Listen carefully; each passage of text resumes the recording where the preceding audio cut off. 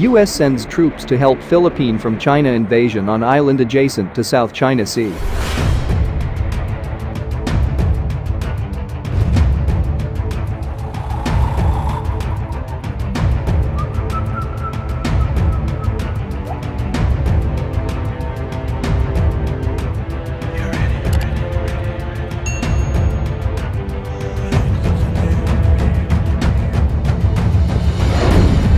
Philippine and US troops conducted their first joint airfield seizure drill on an island adjacent to the South China Sea, aimed at helping the Southeast Asian country deal with any potential island invasion.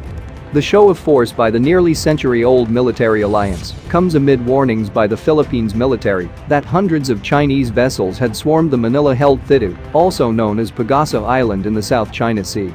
Also claimed by China, Vietnam and Taiwan, Thitu is located in the disputed Spratly Islands in the South China Sea.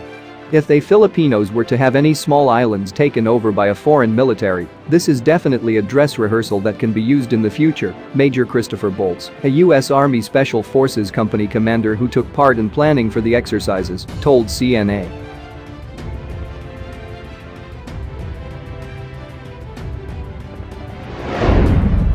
The Armed Forces of the Philippines Special Operations Command or AFP-SOCOM had asked the United States in 2018 for the joint airfield seizure drill. We requested this training basically upon recognizing during the assessment that this is one of the gaps, Lieutenant Colonel Jonathan Pondanera, commander of the Exercise Control Group with the AFP-SOCOM, told CNA. The exercise was part of the counter-terrorism operations training in this year's 12-day series of joint military drills between the Philippines and the United States.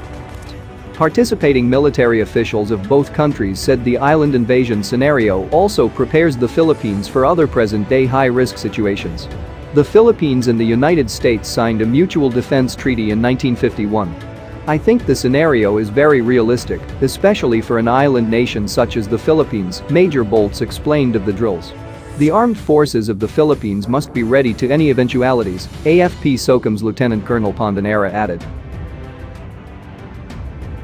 Created in April 2018, the AFP-SOCOM combines the capabilities of the Philippines Special Forces working across land, air and sea.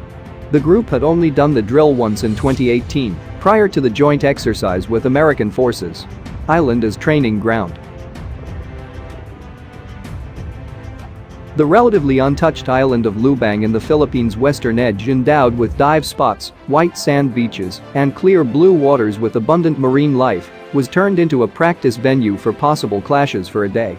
Civilians, including children, watched part of the exercises from afar.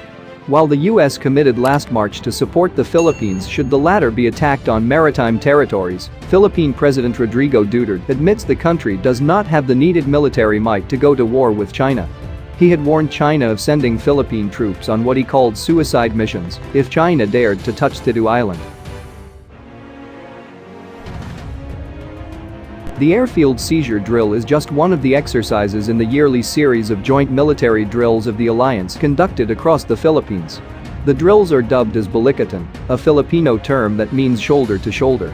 U.S. Marine Corps Brigadier General Christopher McPhillips, U.S. Exercise Director, called the annual exercises one of the premier military training events in the Pacific Hemisphere that has helped us to maintain regional stability, uphold international norms, combat violent extremism, alleviate human suffering, and much more.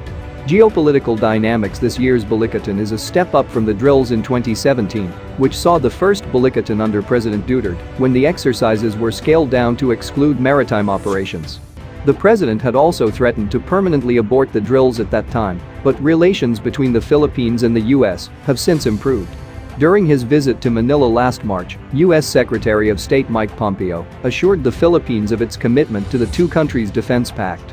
However, Philippine Defense Minister Delfin Lorenzana is still calling for a review of the said mutual defense treaty. Mr. Duterte's famous pivot to Russia and China is interpreted by his aides as the establishment of an independent foreign policy, citing supposed reliance in the past to traditional partners like the United States. On April 8, in the middle of Balikatan, large anti-submarine ships from the Pacific Fleet of Russia docked in the Philippines for a 5-day goodwill visit, during which the Philippines and Russia conducted joint naval drills. This is the second such visit this year. On April 23, the Philippines is also expected to participate in a fleet review in China in time for the anniversary of the Chinese Navy. According to Philippine Navy spokesperson Captain Jonathan Zada, the tentative plan is to send a delegation of around 500, with a task force commander aboard the Philippine ship BRP Tarlac. The ship was also part of a fleet review in South Korea in 2018. Mr. Lorenzana said the country is participating upon the invitation of the Chinese People's Liberation Army. Despite warming ties with Russia and China, the Philippines still considers the US its only military ally. Philippine and US troops have fought alongside each other during World War II, the Korean War, and the Vietnam War.